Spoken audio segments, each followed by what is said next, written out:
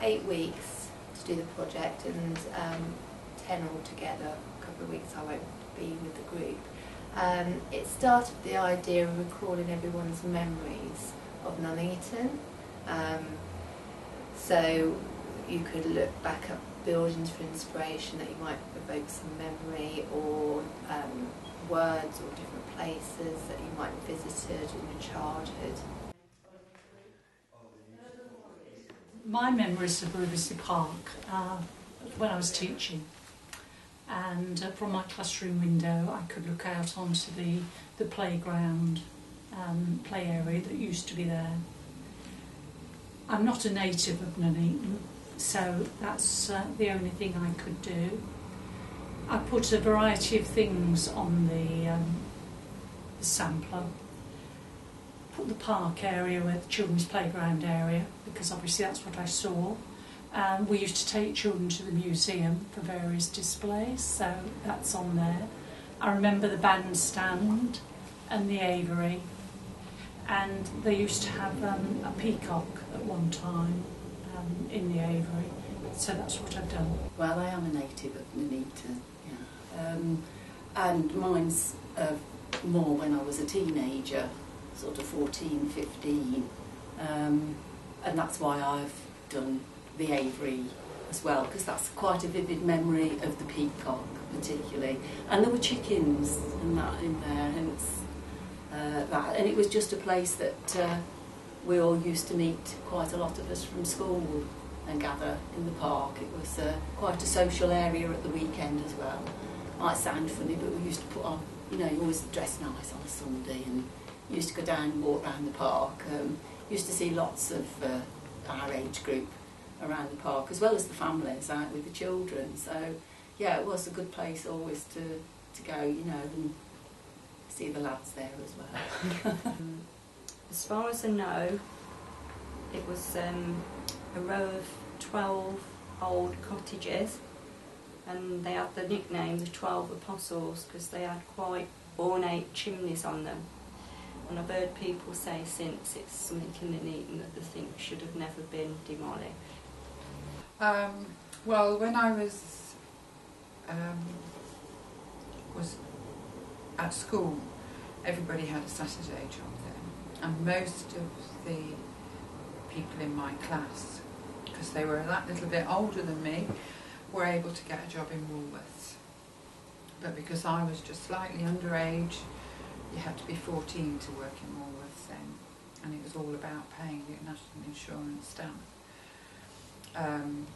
I wasn't quite old enough, so I went round the market and started and asked all the market stall holders if they'd got a job.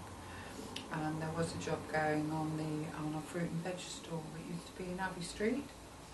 So they set me on, so that's how I started to work on a Saturday. Yeah, the old General Hospital, because it's now named the Manor Hospital. I had my tonsils out there in, what was it? I was 12, so it would be 48, so it would be 1960, right? And my memories going up and having my tonsils out were, you had ice cream and jelly when you came back round, and yeah, it was one of my memories because it was about the only time I'd ever been in hospital. But this bit there is the top of the Manor Hospital, right, which Stanley, he gave the land to originally build the General Hospital with another man, and I managed to find an old photo of an operating theatre, and perhaps those legs at the end might be mine, but I doubt it. My son was born there in 2003, and I seem to have spent quite a bit of time there over the last years, so that seems to be my biggest memory of Nuneaton, is that I spent a lot of time in the gynecology and maternity unit, so that's what my project's about.